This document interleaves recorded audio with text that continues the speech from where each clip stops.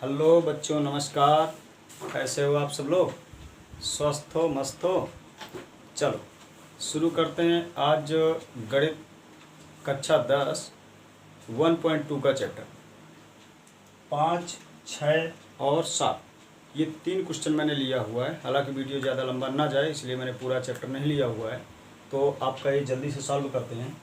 तो जान लीजिए, जांच कीजिए कि क्या किसी प्राकृतिक संख्या n के लिए संख्या 6 की पावर n 0 पर समाप्त होती है।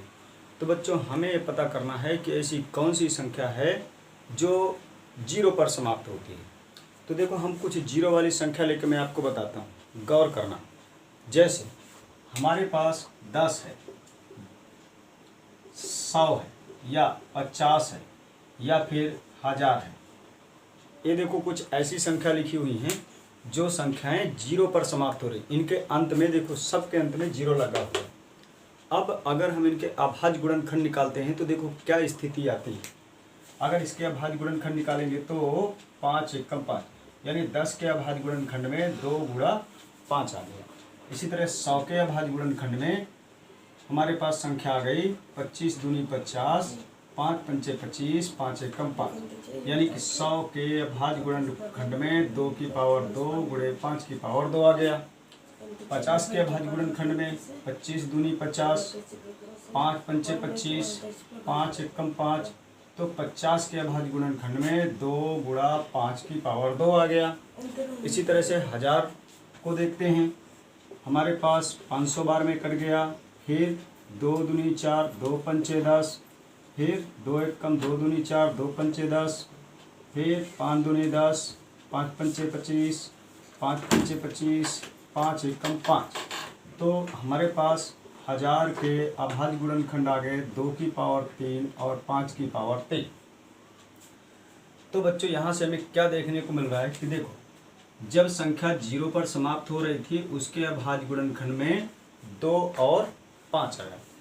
इसी तरह से यहाँ भी संख्या 0 पर समाप्त हो रही है, उसके अभाज्य गुणनखंड में 2 और 5 आया। इसी तरह से ये भी संख्या 0 पर समाप्त है, यहाँ भी 2 गुणे 5 और यहाँ भी 2 गुणे 5।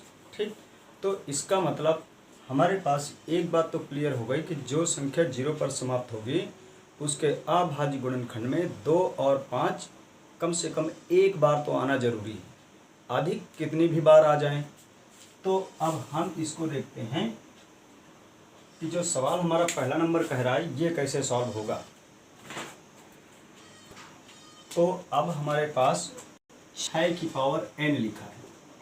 बच्चों, अगर 6 के अभाज्य गुणनखंड निकालते हैं तो 2 गुणा 3 निकलते हैं, बराबर 2 गुणा 3, और इनकी पावर में n है। ठीक, हम ऐसे भी कह सकते हैं कि 2 की पावर में n इंटू 3 की पावर में n। अब बताइए कि इस संख्या के अभाज्य गुणनखंड में 2 और 5 नहीं है। तो जब 2 और 5 नहीं है तो क्या यह संख्या 0 पर समाप्त होगी? अभी अभी तो आपने ऊपर सॉल्व किया था कि जिन संख्याओं के अंत में 0 होता है उसके अभाज्य गुणनखंड में 2 और 5 अवश्य आता है। क्या यहाँ 2 और 5 आया?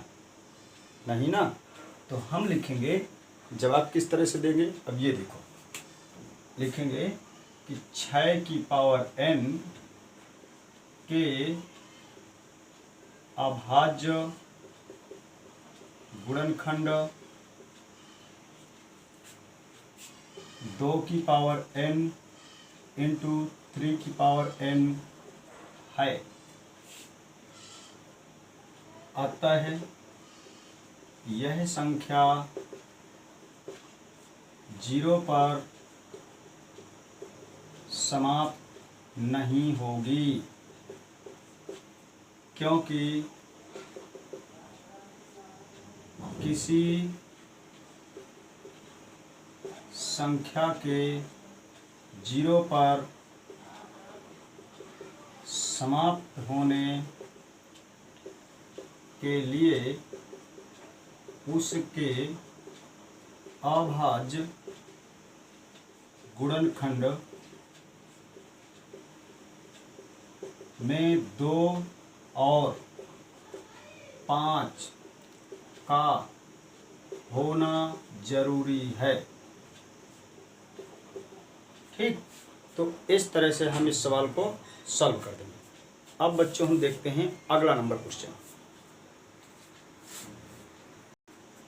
लिखा है कि व्याख्या कीजिए कि 7 इंटू 11 13 प्लस 13 और 7 into 6 into 5 into 4 into 3 into 2 into 1 plus 5 भाज्य संख्याएं हैं। अब बच्चों हम ये देखते हैं कि भाज्य संख्या कौन सी होती है, अभाज्य संख्या कौन सी होती है। तो देखें भाज्य संख्या हमारे पास क्या हो, जैसे हमारे पास 8 है, 2 है, 6 है, 10 है। तो अगर हम इसके अभाज्य गुणनखंड निकालेंगे तो 1 होगा, 2 होगा, 4 होगा और खुद 8 होगा। गुणनखंड अगर निकालेंगे तो 1, 2, 4 और 8 होगा। इसी तरह इसके गुणनखंड 1 होगा और स्वयं 2 होगा। इसके गुणनखंड 1, 2, 3 और 6, इसके गुणनखंड 1, 5 और 10 होंगे। ठीक, तो इस तरह से ये संख्याएं भाज्य संख्याएं। अगर हम इन सवालों को देखते हैं कि हमारे पास इन संख्याओं में से कौन सी ऐसी संख्या होगी भाज्य हैं या फिर सभी संख्या भाज्य, यदि भाज्य हैं तो क्यों है। तो देखो पहला नंबर हमारे पास दिया है 7 इंटू 11 इंटू 13 प्लस 13। अब यहाँ पर हम देखते हैं कि देखो एक पक्ष तो ये हो गया और एक पक्ष ये हो गया, यानी दो प्रकार की संख्याएं रखी हुई। अगर 7 इंटू 11 इंटू 13 अगर इन तीनों को गुणा करा देंगे तो कोई एक संख्या बन जाएगी, और आगे 13 लिखा हुआ वो भी एक संख्या है। तो दोनों के पास हम देखेंगे कि 13 मौजूद है। अगर 13 दोनों से निकाल लेंगे तो इसके पास 7 और 11, 7 इंटू 11 ये तो बचा, और प्लस 13 को हमने निकाला, यानी 13 को 13 से भाग दिया तो आंसर आया 1। ठीक, अब देखो ये क्यों भाज्य हो गया, क्योंकि इनका उभयनिष्ठ गुणनखंड 13 है। इसी तरह से दूसरे को देखते हैं 7 इंटू 6 इंटू 5 4 3 2 1 प्लस 5। अब देखो यहाँ से एक पक्ष तो हमारे पास ये हो गया और एक पक्ष ये हो गया हमारे पास। देखो यहाँ भी 5 है और यहाँ भी 5 है, तो दोनों से अगर हम 5 निकाल लेते हैं 7 इंटू 6 4 3 2 1 प्लस 1। तो इस तरह से देखो यहाँ पर 13 निकल के आया और यहाँ पर 5 निकल के आया।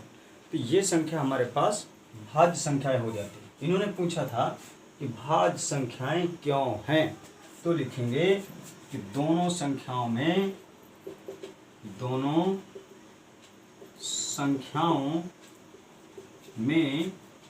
13 और 5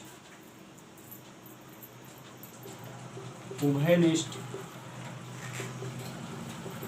गुणनखंड हैं,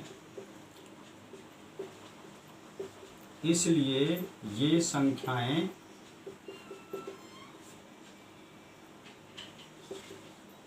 भाज्य संख्याएं हैं।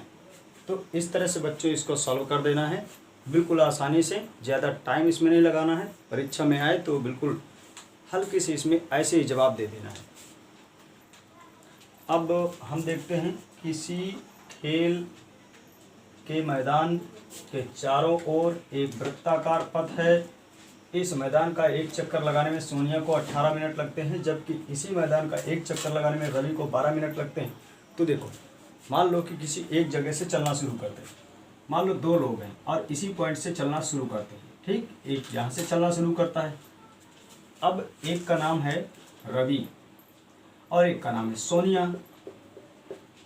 तो बच्चों देखो जिसकी स्पीड ज़्यादा होगी वो जल्दी अपनी दूरी को तय कर लेगा, जिसकी स्पीड कम होगी वो देरी से अपनी नियत जगह पर पहुंचेगा।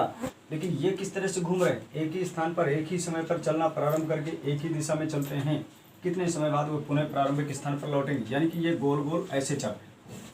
तो यहाँ से अगर ये दोनों लोगों ने चलना शुरू किया तो जिसकी स्पीड ज़्यादा होगी वो जल्दी यहाँ पहुँच जाएगा, जिसकी स्पीड कम होगी वो देरी से पहुँचेगा। देखो यहाँ पर कहा है कि सोनिया को 18 मिनट का समय लगता है और रवि को 12 मिनट का समय लगता है। इसका मतलब सोनिया की स्पीड कम है और रवि की स्पीड ज़्यादा है। तो इन्होंने कहा कि ये दोनों लोग ये घूम करके, मान लेते हैं कि रवि है, रवि घूम करके यहाँ जल्दी आ गया, सोनिया अभी चलते चलते यहीं पर है, तो रवि यहाँ से घूम करके दोबारा चक्कर लगा दिया, तब रवि जाके यहाँ पहुँच गए, ऐसे हो जाएगा। तो इस तरह से ये दोनों एक साथ कब मिलेंगे, तो हमें इस स्थिति में क्या करना होता है, इनका लासा निकालना होता है। 18 और 12, 2 छक्के 12, 2 9 18, 2 छक्के 12, फिर 2 त्रिको 6, फिर 3 से काटो, 3 त्रिकम 9, 3 एकम 3, 3 एकम 3।